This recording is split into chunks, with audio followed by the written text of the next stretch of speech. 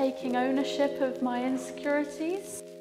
This is me saying, I don't care.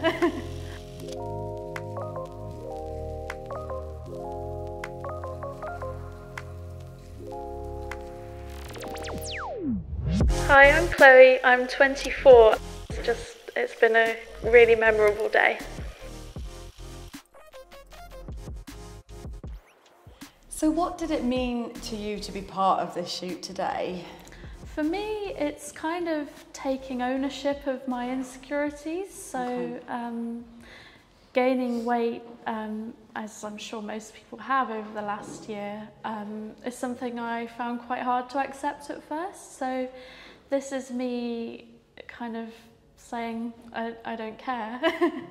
Amazing that you've come to that place. I imagine that's been a lot of work and a lot of progress. Yeah, definitely. I think the big thing for me is my stretch marks. So because I've gained weight over such a short period of time, I just feel like my whole body's changed.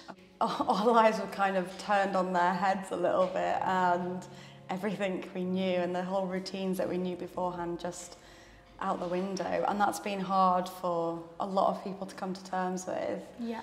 Can you talk us through that a bit? Yeah, I think to start with, I was on the scales every day, downloading every kind of calorie counting app, which I've realised doesn't work for me. I feel like I have to give my body what it wants. Right. But yeah, I think actually working for a lingerie brand has really helped with self-acceptance and seeing, you know, the increasing number of fashion brands and influencers now that are kind of portraying bigger models, different body shapes, different ethnicities, and disabilities is something that has really helped me in my own journey.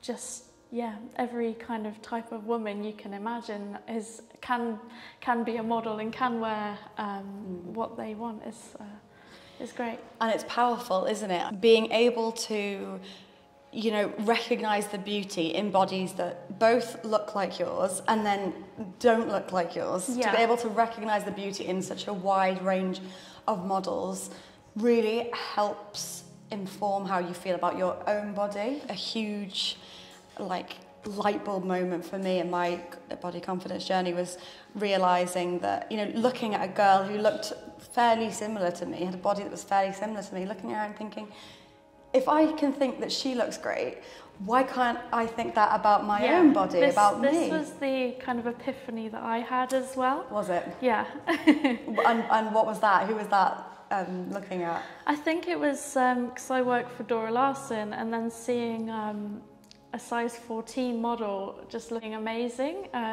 in her underwear. I was like, wow, because yeah, even as a size 8 to 10, I would never have dreamed of posing in my underwear. That's crazy, isn't it? That's crazy. Well, look how far you've come. So prior to lockdown, where it sounds like your body confidence struggles kind of came to the surface, what has historically your body journey been like? Can you talk us through it? Yeah, I think my relationship with my body has always been mostly quite negative. Yeah, I struggled when I was 16. I started getting symptoms of polycystic ovaries and getting body hair on my stomach and chest, and I was always very girly and quite soft, and this was just, it just kind of counteracted what I wanted to be. And then there was the issue with kind of how boys would look at me at that age as well. So yeah, I think I was always quite curvy as well as an 8 to 10. I always had a relatively full bust, and yeah, I've always kind of strived to be thin until recently. Okay, as is the case for a lot of girls, right? As you know, growing up in this society, it's kind of difficult to strive to be anything else. But added on top of that is the symptoms of PCOS, which I understand you are currently being tested for, which can really add, you know, an extra layer of shame, especially when it comes to things like body hair, right? Because it's still such a taboo for girls, Yeah, you know, and we are definitely. really, the image of body hair in women is being overturned, but there is still stigma around it. Yeah. So how has your journey with body hair been? I have probably shaved every part of my body from my arms to my butt crack at some Really? point. Really? Yeah. So I still do shave, but today I actually left my stomach unshaven. Amazing. Because I thought, as I'm, you know, if I can be confident in everything else, then that's something that I'm still kind of learning to accept. Okay. And I suppose like pushing your own limits with that and with what you currently accept actually will sort of go a long way. Yeah. So I imagine that, I mean, even though you don't have an official diagnosis yet, but you're pretty sure that you do have PCOS, I imagine this has sort of framed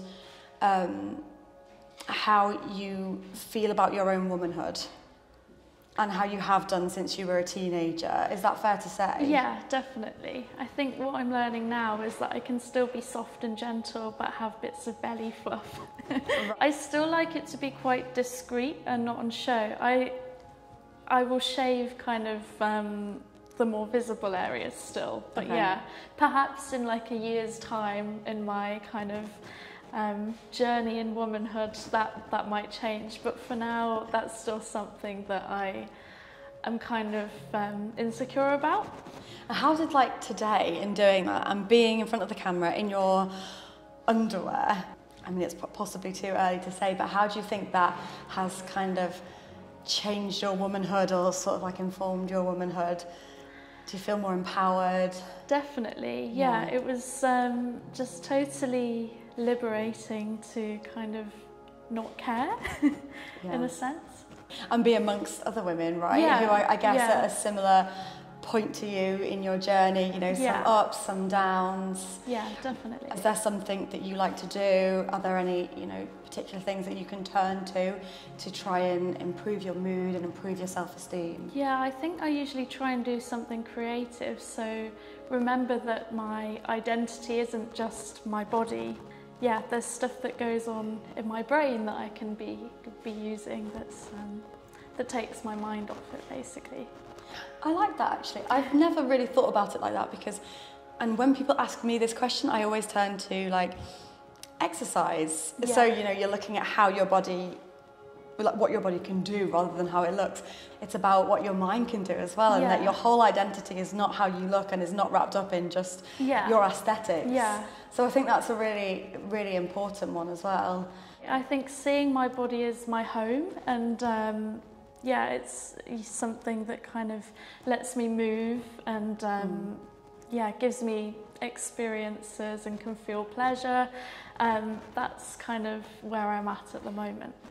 So if you had to describe how you feel about womanhood today, your womanhood and womanhood in general, what would you say? I think my own womanhood is about being playful and free-spirited and being kind of less interested in how I look, but more about how I behave.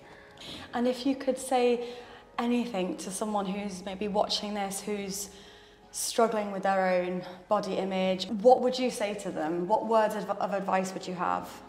I just think that everything is so ever-changing that it just seems silly to me now to get stuck on something that's bothering me. So my body right now looks the way it does, but in 6 months' time it could look completely different. But yeah, I would just say there are way more important things than a bit of body hair. Shave it off if you need to, or accept it and embrace it. Perfect way to end. Thank you so much, Chloe. Okay.